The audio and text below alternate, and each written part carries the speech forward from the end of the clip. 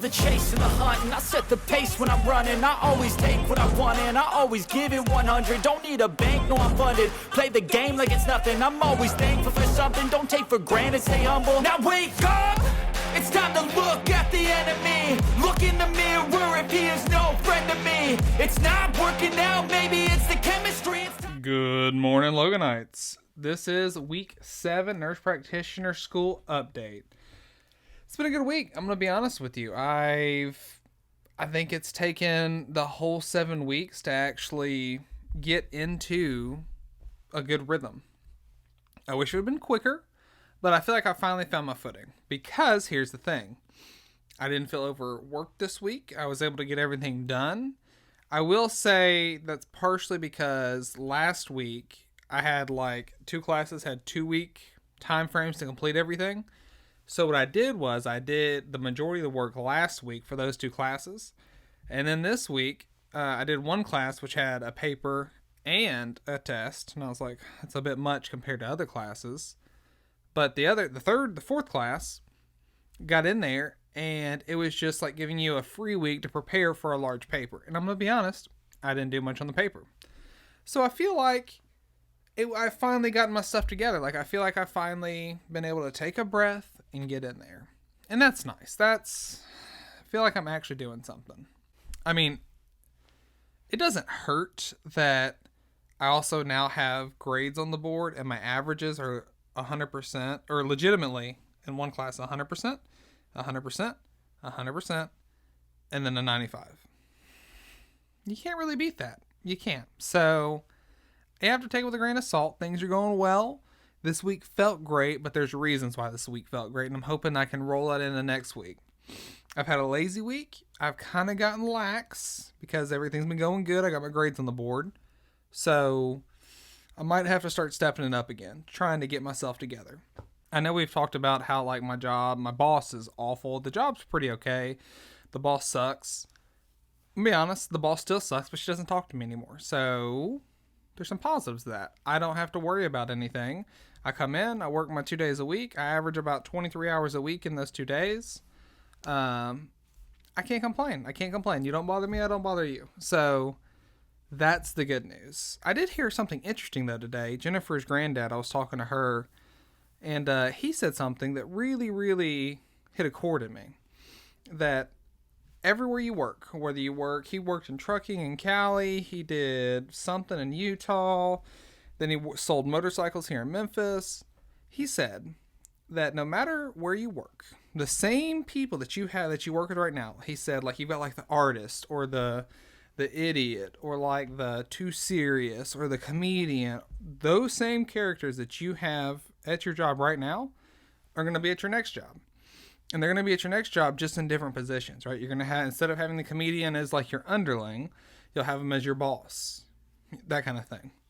His point was that you can't ever escape it, but you can kind of decide which position can I not handle this person being, that type of person being in. He was like, the only time I ever quit a job was that there was that type of person in his direct management. Because if they're an underling, like you just don't go over there. Like you don't have to deal with them because they can't make you deal with them. But if it's your boss, you might have an issue. And that really struck a chord with me because I was like, I don't mind my boss. She doesn't even, get in my way. Like she doesn't do anything maliciously anymore, right? Like I had to set those boundaries. Those boundaries have been set. We're good. So that's something that just really, struck a chord in me because I feel like sometimes that's where I'm at. This week's been a lazy week. This weekend has totally been a lazy weekend. And we went to the biggest yard sale, garage sale, neighborhood yard sale in Memphis this weekend. And I'm going to tell you what, man, I've just had no motivation to get going on anything. I'm just relaxing, resting, shooting some b-ball after the school. You know, I'm trying to get at. It's just been a nice, relaxing weekend. I have such a hard time getting motivation to get back into the school thing after I've had a relaxing week. We've had an awesome weekend. Like, I'm about to run to the store, and I'm going to go get some cheap steaks from Kroger, and we're going to freaking cook that stuff up. Then we're probably going to watch a family movie night. Tomorrow morning, I should do some reading. I should. But I've got the whole family at the house. It's very rare for me to have Jennifer, Levi, and me all at the house not working. Because Levi goes to his dad's house on most weekends, so we have him every single day of the week, school week. Jennifer has to work 1 weekend a month.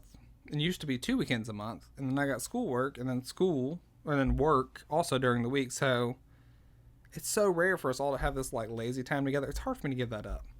And I know there's people out there that also feel that way. Like when you're with your family, you should be doing family time. How can you sacrifice some of that family time, especially when you've got kids under 10? I guess technically Levi's 10. But they're like that age where it really matters, the time that you spend with them. It's almost like every hour you put in, it's going to be out there.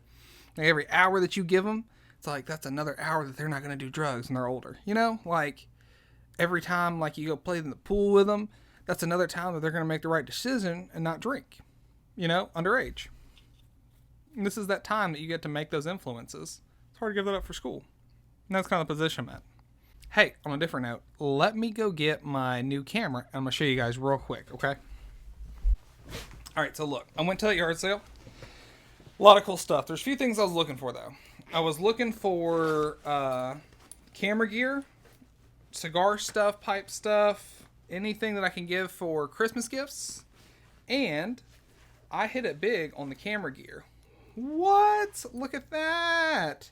Is that an old 35 millimeter? Why, yes, it is. Does Logan know how to work it? No. But is he going to figure it out? Yes. I mean, look at this. Well, there we go. Boom. That's a 35 millimeter. The guy who was selling it, like, legitimately, I asked him, I said, hey, you got any camera gear for sale? He was like, I might have something. I was like, oh, that'd be cool if I like could like see it and whatnot. He goes, well, let me go check out here in my garage. Come on back here with me. He goes back there, and he has all the stuff to do like weddings back in the day when film was the only way to do it. He pulls it all out, and he goes, if you want to get into it, you need to do this and you do that. And we're about like 10, 15 minutes into the conversation about all this stuff. And I was like, hey, man, how much is this actually going to cost me? Because I'm not flush with cash. I can't just be spending money left and right for no reason. He goes, you know what? I'll give it to you for $35. For this whole camera setup, you get the body, the lens, and another lens that's in here somewhere for $35. And I'll give him a number. If you want any of this stuff to actually start doing the film yourself, you can do that as well. I was like, for real? He was like, yeah, man, you totally can. And here's the extra lens without a lens cap on it, but whatever. But he totally gave me all this stuff for a really, really solid deal. I think because he just wanted it to be put to use. You know, if you're really passionate about something and you don't have the ability or the time to go do it anymore, it's hard to just sell it or give it to someone that's not going to use it, or just give it to Goodwill, because what if that person doesn't appreciate it the way you did? I sat there and talked with him long enough. I was like, hey man, like this is so cool. This is really awesome, but what's it going to run me? $35. This is super cool for $35. Like, I'm a haggler. I didn't haggle 1 second. I said $35. Done. That's all you have to tell me. Because he gave me all the stuff. I have no idea how much this is worth, to be quite honest with you, but I would assume it's more than $35. You know what they say about assuming, but I don't know. It feels $35. I mean, just it's heavy. The weight of it's cool. Film, I know you can get off of Amazon. I know you can get it. I gotta look at how you'd get it done, processed, whatever. But just listen to this, guys. Listen to the sound. Oh, that sounds so good. One more time for everybody out there. Man, does that not feel good? So, you know, I'm a YouTuber, obviously, but I really want to go take some film pictures. How cool would that be? It even has the freaking manuals in here. Minolta. It's a Minolta. A guide to the Minolta. What? Like, this is super cool. I don't even know what this is. This is a wide panel. What does that mean? I don't know, but it's in here. For the flash. I don't know. There's a flash thing that goes on to the cold shoe mount. What? But it's here. Look at that. Gosh, that's cool. I have no idea what I'm doing. I should probably stop messing with this.